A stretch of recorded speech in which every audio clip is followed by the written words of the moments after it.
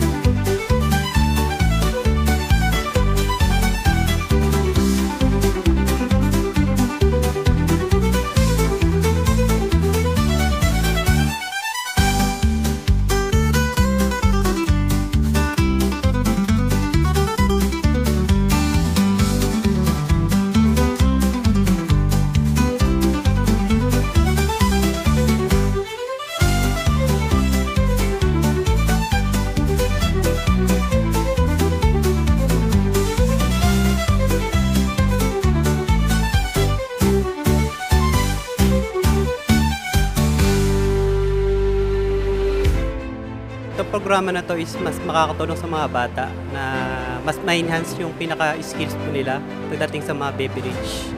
At mapapakilala natin ng mga produkto na pambulakan. Pinagliwang sa araw na po ito ay dapat po nating patuloy-tuloy po sa lahat po para masundan ng mga kabataan po kung anong lasa ng ating mga pagkain ng Bulakenyo. Na ipamamalas natin, na ipapakita natin sa mga kabataan na this is the important na kailangan nating pangalagaan at ipasa rin natin sa susunod na henerasyon.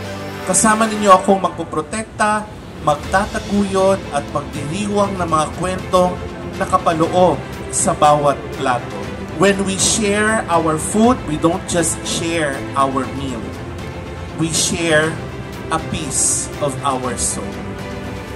Mabuhay ang ating pamana, mabuhay ang pagkain Pilipino, mabuhay tayong lahat. Love Philippine cuisine, love the Philippines.